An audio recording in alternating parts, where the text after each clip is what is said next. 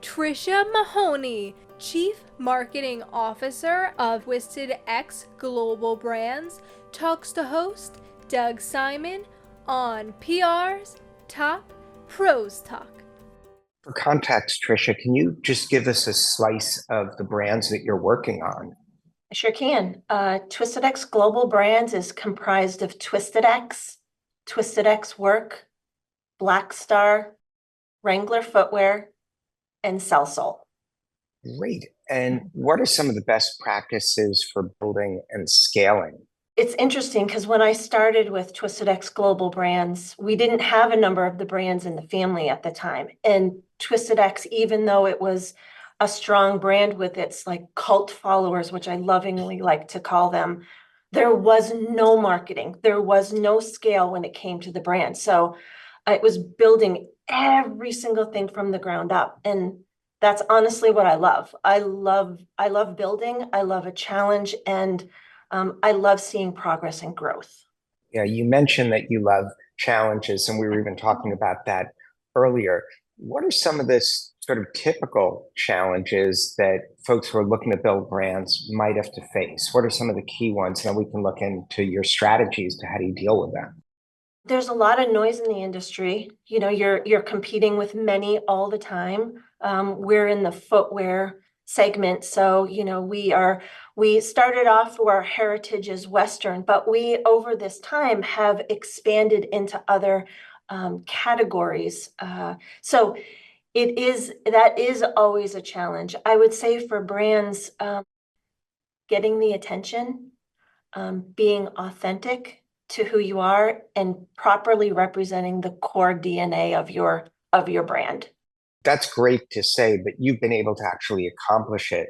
Do you sort of have a step-by-step idea of how you approach it, or once you've identified the challenges, how do you go from there? And how do you also get your team engaged in working on that? Because the team clearly has to work in one direction.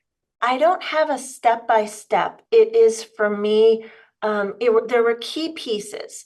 The original, and I'm talking specifically about Twisted X. When we first started, it was all the foundational elements needed to be built. Really, the only thing we had was a logo and boxes. No kidding. That's all that we Wow. had. So it was building out websites and social and the PR side of it, which was foreign to this brand.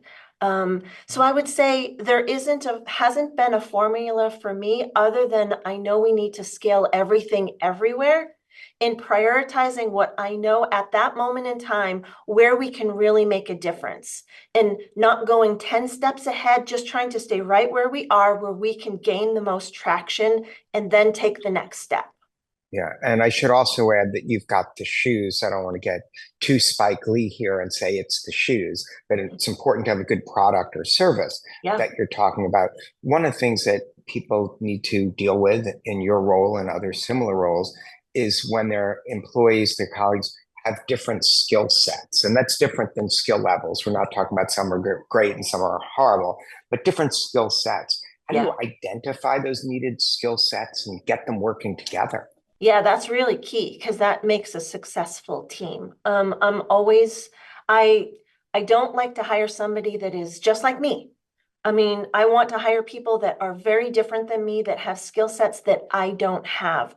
When I first got hired, my CEO, it was funny, I had gotten the offer for the job, and 2 days later, he asked me out to lunch, and I was thinking, oh my gosh, am I getting let go? Like I haven't even started. But he really is the person at this organization that recommends that we get help. In that luncheon, he told me that I needed to start hiring, which is huge.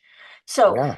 I've had the luxury throughout my career to work with some extraordinarily talented people, and I also have had the luxury to recruit them in.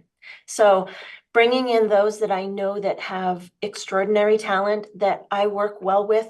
I'm an entrepreneurial spirit, and I like those that work with me to also have that mentality. I am one that will say, just go.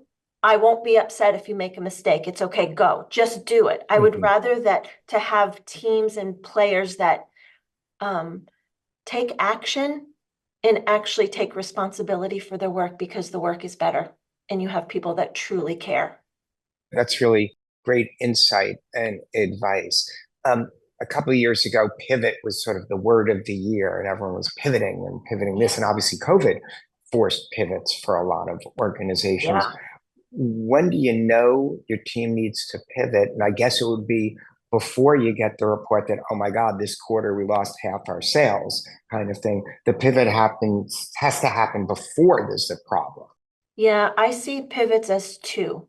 One is in a critical moment of crisis, and the other is ongoing pivot based on results.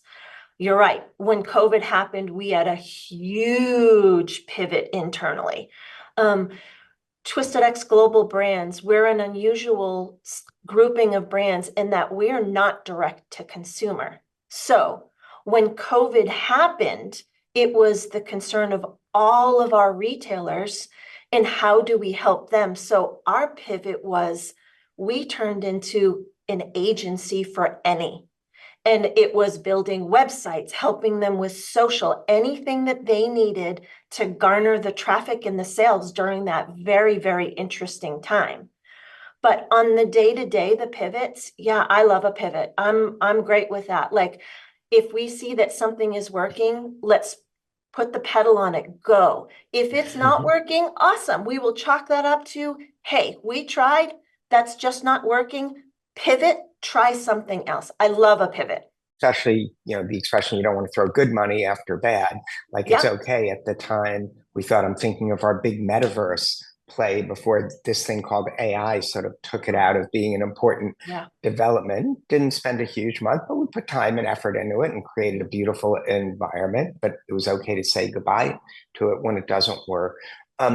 What are some of the things that you see in the future, maybe challenges ahead that might be for yours or applicable for others in the communication space? I know the silos have broken down so completely. Where are you in communications? Are you doing PR? Are you doing marketing, sales? They all have to work so closely together. What's some of your best advice for the path forward?